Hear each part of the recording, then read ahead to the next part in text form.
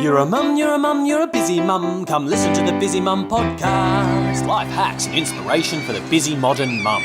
Hi and welcome to the Busy Mum podcast. This podcast is sponsored by my fabulous accountant, Nicole Canali of Canali Tax and Accounting.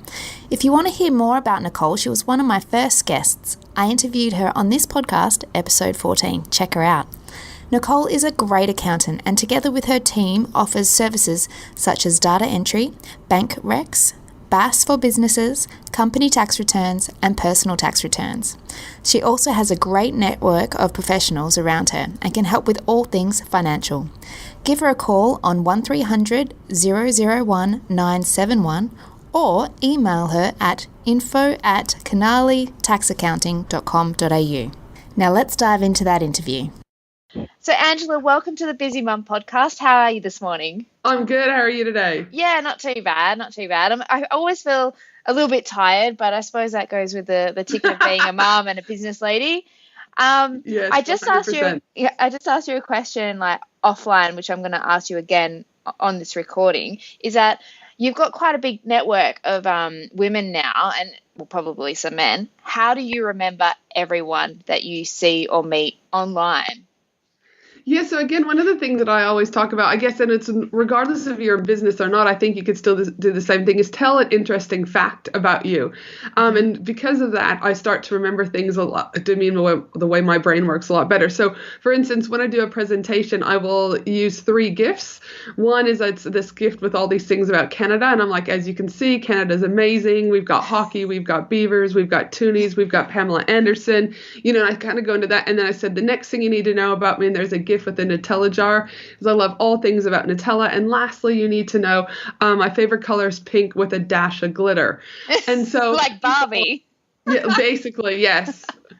And so people are like, oh my goodness. And so then they will tag me in things. And I also love flamingos and pineapples. So the thing is people will now tag me in flamingos. They will tag me in Nutella memes. And you need to go to this Nutella restaurant if you're back in the Europe or whatever. So that's why people can remember me, is because I give a fun fact. But the same thing is like when I start to learn people for who they are, is I try to hone in on something that is about them. So whether or not they may have hurt their knee, by accident, and I'm like, okay, that's a memorable fact. Yeah. How's your knee going? Or if someone's from a really cool place, how's that place? So I try to look for interesting facts with people, and that helps to solidify, my memory with them.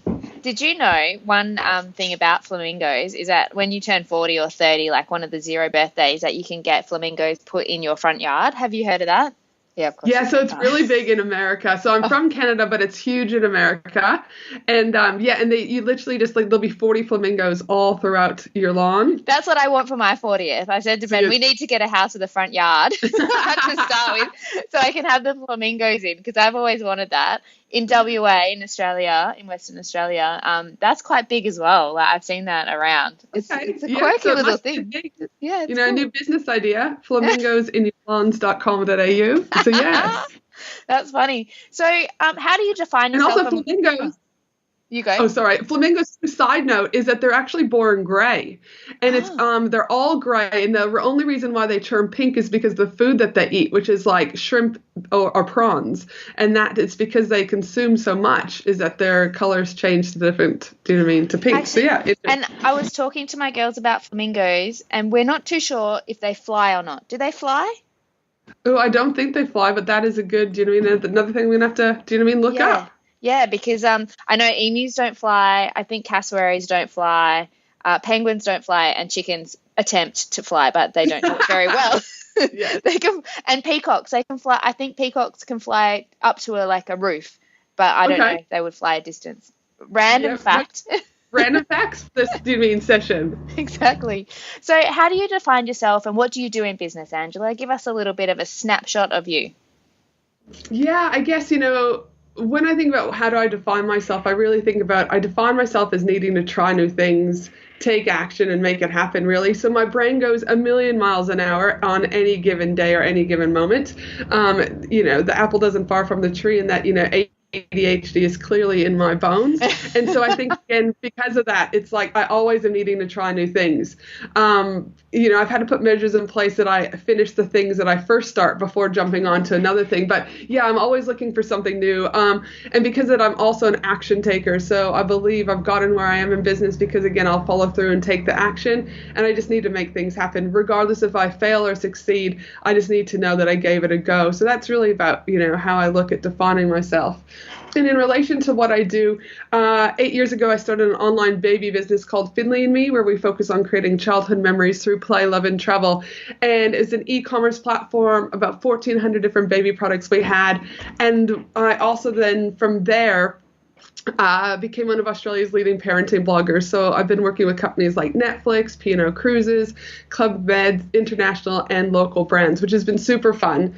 But unfortunately, Finley Me isn't my passion anymore. It served my purpose for the last 8 years, but we're just wrapping up the e-commerce side. We'll still keep the blog afloat, but that's when the business consulting came over. So currently I work with women in business ultimately to develop the strategic framework they need for future growth and success. And so, yeah, that's where you'll find me most days, helping women in business. Wow, that's amazing. So with Finley and Me, like you said, 1,400 different products, is that right?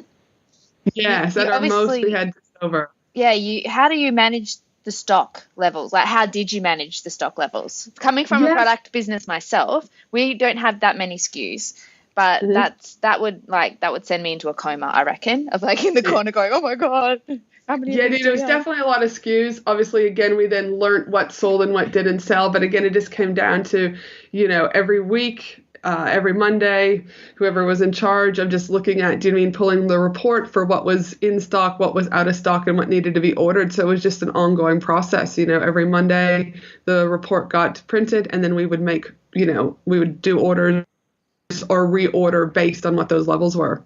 Yeah, okay, fair enough. And it was just like constant. Do you know what I mean? Like, because you could run out of something on a Thursday, but it wouldn't be there by Friday. So you'd go, well, we'll just wait to pull a report on Monday. There's no use stressing about it, Yeah. And as I'm sure some days you sell more of something than you do with others. So again, for us, it was just about that consistency every Monday. Do you know what I mean? Pulling the report, reordering, and going from there. Was it perfect? No. Could it have been better? Yes. But again, we weren't, do you know what I mean, Myers or Kmart, our target. So we did what we could with the systems were in place at the time. You could have been another Kogan. Kogan's doing quite well, I think. Kogan? I don't know, but I don't think I know that one. You don't know Kogan. Kogan.com.au. So Kogan is the guy, Mr. Kogan, and I think he started selling like electrical goods, and it's kind of expanded to like shoes and absolutely everything. And I think now with like Amazon's come in, as you would know. And I feel like Amazon, I think the Australian public don't buy much from Amazon because it's more viewed as an American platform, whereas I think Kogan already have a lot of the market. So we've got our products on Amazon, and there was a big thing about Amazon coming to Australia. They've got some warehouses here. But I don't know if they're actually going gangbusters. Have you got any more insight on that? No, I do know people have been hesitant and reluctant to jump on the Amazon here in Australia because of the uncertainties around it and what was going to happen, what wasn't going to happen. I still think that even though they're a wildly international brand, I think, again, it's more dominant in other countries than it is in Australia. I think Australians also don't spend as much as Americans do, for example. We like to buy things, but I don't think it's at the great lengths of, do you know what I mean, the United States and the commercialism that you need to buy this to feel good about yourself. I don't think Australia is there yet.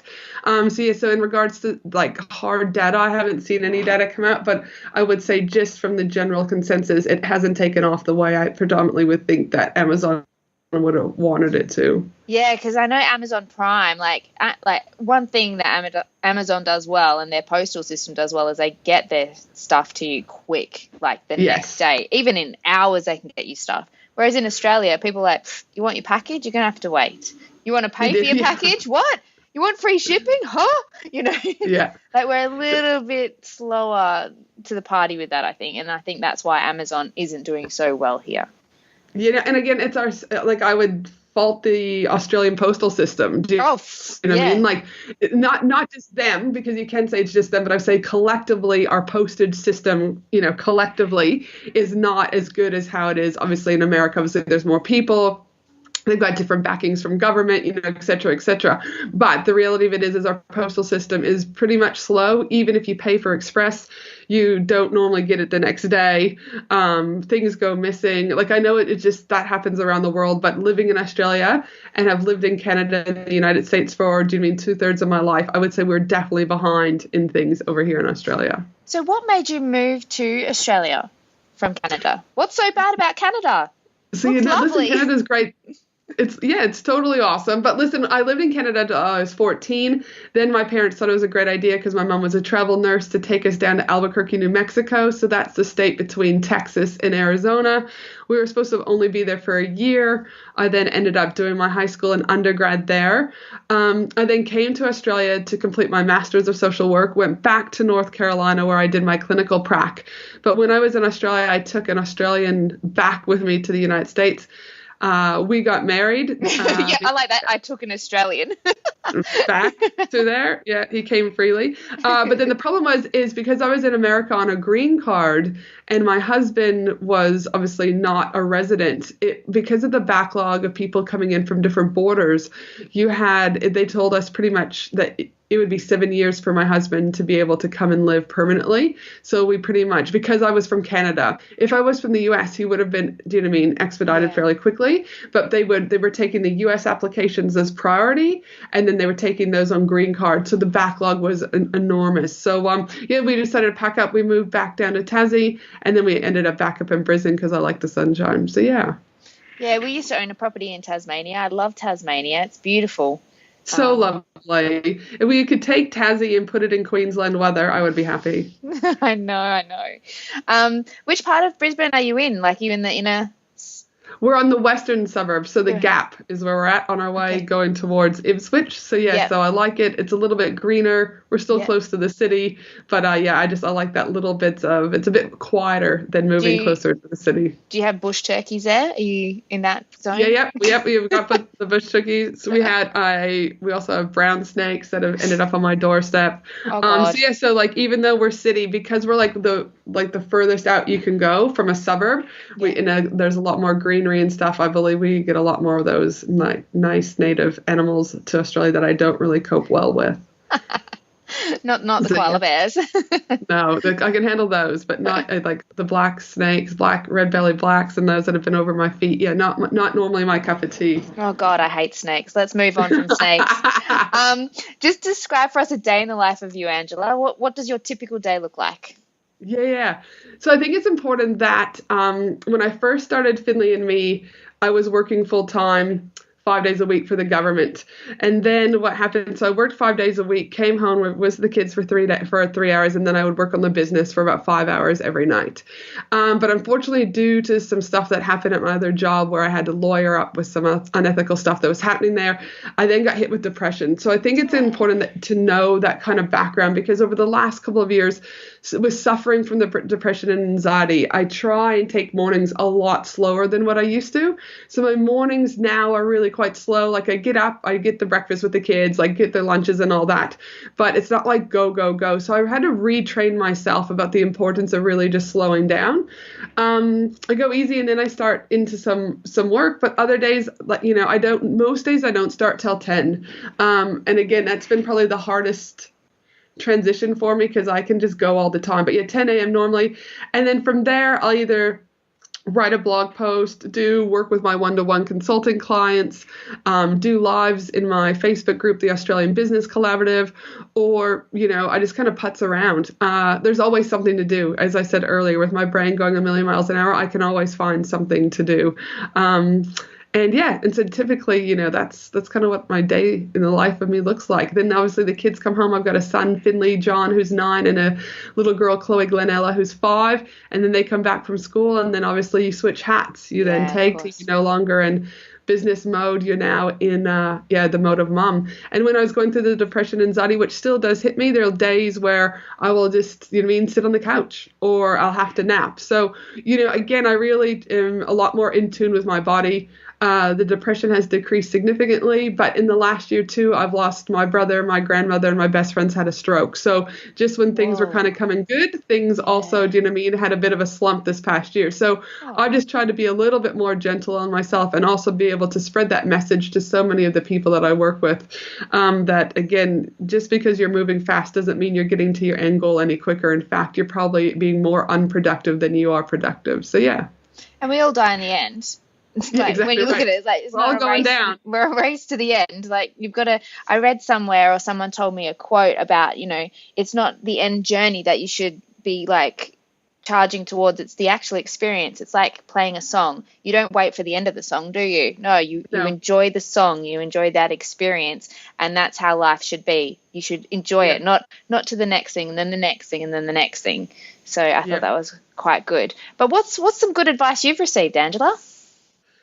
Listen, the best advice that I've probably received is follow your gut. So often I think we second guess ourselves, and on so many, just not only as a business owner, but as mothers. And the 2 times that I followed my gut based on that advice is, one was my son. Obviously, I'm a mental health clinician by trade, so I do the diagnosing. But they say, in school, you never diagnose your kids, family, or friends, which is kind of the golden rule. But it's hard when it's like right in front of you, right? So Finley, follow your gut. I kind of thought, boys have another developmental growth spurt at 7, but he was definitely displaying, kind of like I said earlier, on the apple doesn't fall far from the tree, some of those ADHD characteristics.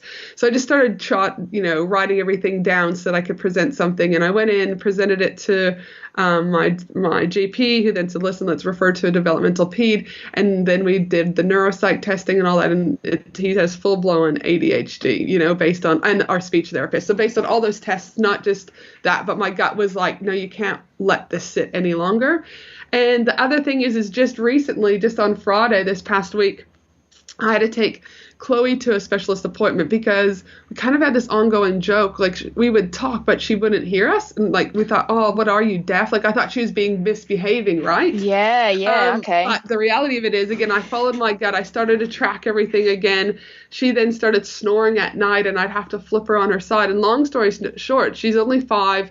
Do you know what I mean? Normal body like weight, so that it's not like we were dealing with, do you know what I mean? Say she was a little bit overweight, which is fine, but to hinder in on the sleep apnea. So she's just been diagnosed with sleep apnea, and that's why her behaviors have been really out of control, because she's not getting her solid sleep. And the reason why she has it is because her tonsils take up like 90% of her airway. Yeah. And so when she goes to sleep at night, those tonsils are pretty much just blocking the airway. And then the other thing is we then, with her ears, took her to a hearing specialist here in Brisbane, and she's got moderate hearing loss. So now we've got to go in. They believe it's not permanent, but if we don't do anything, it would go permanent. So we now have to go in for like tonsils, adenoids, and that. And because of that, the sleep apnea should go away. The hearing should be improved. The behavior will be better. So in those 2 instances with my kids, do you know what I mean, was to follow your gut. And there's also examples with business owners, people who don't want to build a relationship with me, I normally can see it coming. They go in and ask for things right away. And I'm kind of like, when that happens, I'm like, follow your gut. And lo and behold, they're either sold up their business or they're just not a kind person. So again, I really believe the best advice that I've been given is follow your gut. So yeah. Yeah, very interesting. And it's good that you actually did follow your gut, and because you picked up on those things early, because like they can be left for years. And I have a friend, I don't see her a lot, but I have a friend, and she's just been recently diagnosed with ADHD as well as an adult. Yes. So all this whole time she's like, something's not right. And it wasn't until she kind of went, I've got to do something about this. And that's what she's been diagnosed with. And mentally now she's got to kind of unpack all that and accept that in her 40s. Yes. It's really like, if you had have been diagnosed at 5 or 6, you would have lived with it and dealt with it and know how to handle it. So exactly right. Your coping strategies would be a lot different, because now when the older you get, it's so much harder to retrain yourself, because we're ingrained in our personality, but equally our actions. Yeah. So so good on her for being proactive. Life just sometimes just hearing what that is can, do you know what I mean, reduce your anxiety by, do you know what I mean, almost everything, So I always say there's a positive. Yeah, and everyone, like, honestly, everyone's got something going on. Honestly, We do. no, Let's be yeah, honest. no one is Yes. 100% healthy or perfect or got their shit together. We've all got something we're coping with. If anyone says they've got their shit together, they're lying. I'm just like, get real, dude. Like, And they're no lying one to really has themselves. it. You might have it together. Yes. I'm like, no. And, and I'm like, people said it was like, really? Because I, like, no. And or they say on social media that their life is perfect. But I'm like, pretty sure you called me up 4 hours ago crying because your life sucked. Do you know what I mean? But whatever. Okay. It's that type of stuff. I'm like, no one got time for that. I'm like, no way. You can treat it as entertainment, and as a good segue, how do you get your entertainment? Do you listen to a podcast, or do you watch Netflix, or are you an avid book reader? Listen, 100% honest. Again, I love. Do you know what I mean? I prefer the in-person stuff. My business coach always, kind of begs me out on it because he's like, you always have to be with people, like you like to be around. He's like, but that's your go-to, that's where your energy is drawn from. So I prefer, do you mean, going to events, hanging out with interesting people. In fact, I went to Social Media Marketing World over in the United States where there's 5,000 other cool entrepreneurs, so that was kind of crazy. And then I've just come back from the Maldives where I was there for a 7-day mastermind with my own business coach. And so I prefer, do you know what I mean, hanging out, going to interesting things. Listen, in regards to Netflix, I do like to read occasionally. I do listen to podcasts, but again, that's where the ADHD genuinely kicks in. I can listen to a podcast, but it either has to be driving somewhere. I can't be listening to a podcast and trying to write a blog post. It doesn't work for me. It's too much information. I don't think I could even do that. That seems counterproductive. Like cleaning and listening to a podcast. Yeah, I can do that because like my brain is like working on the podcast stuff while my physical body is doing something else. But yeah. And listen, most people will say, oh, what do you do at night, Ange? And the reality of it is I just kind of, do you know what I mean, obviously lay low, hang out with the kids and do that. But I will always prefer to plod along at my business than I will watching Netflix. And that's just how I roll. Funny enough, when I got the gig with Netflix to work as one of their top 30 bloggers, a friend recommended me, and then I got the gig. And when we were at the first Netflix event, they said to me, what's your favorite Netflix show? And I said, well, is it bad that I've never watched Netflix? And they just looked at me. So like, listen, I'm not like I'll watch things if there's a peak interest, like the new documentary from SBS, I think it was, called Are You Mad? Absolutely freaking brilliant, do you know what I mean, series breaking down the stigma of mental health, and I think everyone should watch that, do you know what I mean? Yeah, both clinical, non-clinical, Sharon. Do you know Sharon? Absolutely. Yeah. Sharon's a dear friend of mine, yes. Yeah, so I met her on a couple of Fridays ago at the Misfits Christmas dinner. She's great. Yeah. So, totally great. Yeah. So I did, do you mean, I watched that.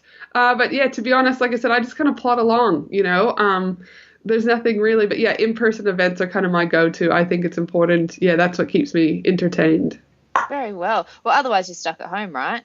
Yes. Yeah, you don't want to be stuck at home. Like, I've got an office to come to, but if I had to work from home, I would be on those networking things as well, like just to get out, like to get dressed up nice and get out of the house is like... You have to get out. Yeah, exactly. Boost my energy levels. So what's your go-to dinner? Like... you spend the afternoons with the kids. Like, what do your kids generally munch on? Yeah, listen, I would love to say that I'm like some chef at hand, but the reality of it is with living in Queensland and the weather is so hot almost year round, my go-to would have to be like a fruit platter, veggie platter, and cheese and dip, like legit, because I just... Party at your house every night. And some people are like, that's what you feed your kids. I'm like, listen, don't judge a book, this is how we roll. But I mean, the kids like it. It's super simple. And like, and when it's so hot, like, and I know WA gets super hot also, but I'm like, I don't have time, do you know what I mean, for this either. So it's just like, again, fruit platter, the kids eat it. So many times I think we try, especially when they're young, like we'll create these like magical, I don't know, chicken casseroles and this, and then they hate it anyway. So I'm kind of like, like let's just I'm all about introducing different foods, and we eat a variety of different takeaway foods. But in regards to if it's what's my go-to McDonald's, dinner, KFC, no, listen, funny enough, my kids have never had either of those. Really? But we do a lot of like Thai, Indian, things like that. So yeah, so it's I keep getting the pressure when do they get their McDonald's? No, and when I say like McDonald's Happy Meals and things like that, I should clarify. They will get like an English McMuffin if we're late and then we're out of bread, and I'm just like, Jesus, thank you McDonald's for having this as an option. But I have been totally guilty. I will swing by McDonald's, grab me a quarter pounder and my Diet Coke, and they're like, "Why can't we have one?" I'm like, "You can when you're 20 and decide to do that, but right now." So fruit platters are go-to. Totally fruit platters. Well, I get the dollar hamburgers for my husband, and because they're so full of preservatives, probably Botox or something, because they look the same like a month later, we freeze them. Totally. And like just microwave them for a minute. Put some cheese in there. That's actually legendary idea. I've never even thought about that. But only when they're $1. So you get like 20 of them. $20. That's like almost 20 meals. or Dude, 10. That is like legendary. Love it. Absolutely. Do you know what I mean? I take that as my number one fact I've learned today. Do you know what I mean? Buy them on sale and freeze them. Thank you for sharing. Oh my God. Is that what you're going to remember me by? But still, that's what I mean. I'll be like, Jackie, the next time you're in my group, how are the burgers going? But that's how it works. Do you know what I mean? Yes. Is that people then have a chuckle. They then are like, okay. And then someone else will say, well, why does Jackie like burgers? And then you've got a conversation. And then now they remember you for burgers too. So now you're the burger woman, Jackie. No. I want to be the burger woman. Oh, shit. Okay. Let's move straight on. What is one area of your life you would like to improve, Angela? Yeah, if I could improve anything, I mean, the reality of it is probably my fitness, 100%. Like, I used to be super, super fit back in the day. In America, we would practice 5 days a week training for 3 hours a day, and then you would have one game day. So, I always laugh that when you look back at old high school photos as we're all teenagers and we're going through the stages thinking, oh, we're so fat. So fat, we look ugly. And I'm like, oh my gosh, that was half of me, So if I had to say, and it's not necessarily now about getting to that ideal. I think as we get older, we also get smarter, but it's more about just being able to be fit so that I'm around for my kids, I think with the depression and the anxiety over the last couple of years, obviously that had me for a knocking, the passing of my family members, like it hasn't been a priority. That's the reality. The reality has been just surviving some days. So so fitness, definitely, even if it's just, I've been starting to go more for walks with him, nothing like intense, like you're not going to get me, I don't know what, you'll never see on my Facebook or Instagram page, I've just signed up for a marathon. Hell no, you're never going to see that. But you will see me nicely walking and getting outside. So yes. Awesome. And I think we've kind of touched on my next question. What's your greatest fear and how do you deal with it? And you say depression and anxiety. And not getting over it. Do you believe like there'll come a day where you'll rid yourself from that? Or do you just think you just have to cope with that for the rest of your life? Is that, I don't know the answer to this. And So I think, again, my biggest fear is not recovering. And what I mean by that is, like, I think you'll always have depression and anxiety because from a physiological perspective, your brain has shifted. Do you know what I mean? That's fact. Yeah. But what I mean by that is to the point where, like, I think, most people will look at me because of my podcast and my businesses and they'll go, oh, like they wouldn't even know. Do you know what I mean? A lot of people don't even know that I suffer from depression and anxiety because, again, social media will tell you or give you a perceived idea that everything is rosy. I talk about it quite openly in my group, but the average Joe Blow, do you know what I mean, would not even have a clue that that's what I've gone through.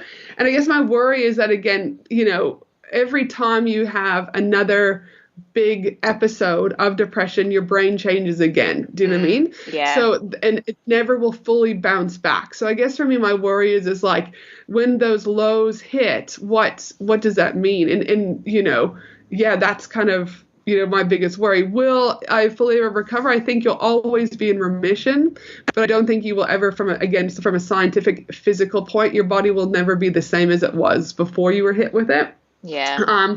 So that's probably my biggest fear is that. And then obviously the fear of, something happening to your children, God. like you just go, Yeah, your whole body, there's something happens to your body physically. Like when my daughter broke her arm twice in the same year. Oh my God. That knocked me for 6, I was like, whoa. And like, because you can't fix it yourself, like when you lose that power to like, a kiss doesn't fix it or a cuddle doesn't make it better. That's when you kind of go, shit. Yeah. Yep. Yeah, so I get it. Okay, so we've got 3 quick questions, and then I'll let you get on with your day. Question number 1. What websites have you signed up to recently that you actually find value in receiving their emails? Yeah, man, I'm probably a little bit biased in this, but totally my coach, who is James Shremko. So he owns superfastbusiness.com, and just he had absolute wealth of knowledge from him. And how did you find him? Listen, I spoke with James initially at ProBlogger a couple of years ago. So that's how I'd always kind of known about him, but I had never met him in person. And then when I was at ProBlogger, I said to him I'd see him in a year at the Maldives. And he said, oh, yeah, everyone says that. And then I'm now lead his Brisbane, do you know what I mean, Superfast Business event. So over that time, our relationship has just continued to develop. So, yeah, but initially at ProBlogger is when I met James. Cool. What is one piece of advice you would give your pre-baby self? Sleep. Absolutely. Just freaking sleep, man, because you're never going to have a solid sleep again, people, basically. Yeah, well, maybe you will. Yeah, like, once I leave the house, you know. Well, I don't know. Like today, my husband has taken the kids up yesterday up to the Sunshine Coast as a surprise because of everything that was happening with Chloe. And like I was like thinking, yes, I get to sleep in today. No, 5 o'clock. On the dot, because that's what time they wake up. My body was like, I was like, no, don't do that. So yes, maybe one day, but not right now. Okay. And last question, what is the most useful or useless baby item you have? Yeah, so the one that I used the most was this travel high chair. It was literally could fit almost like on your wrist, like a purse, I guess. And it was so small and compact, but because we traveled so much around the world and not all the countries we traveled to would have high chairs, it just goes over the back of a chair. You clip the baby in completely secure and they can feed anywhere in the world. So it was absolutely amazing. Wow, excellent. I haven't heard that one before. Well, thanks, Angela, for being on the podcast. It's been fantastic speaking to you this morning. No worries. Thanks so much for having me. Thanks for listening to the latest episode of the Busy Mum podcast.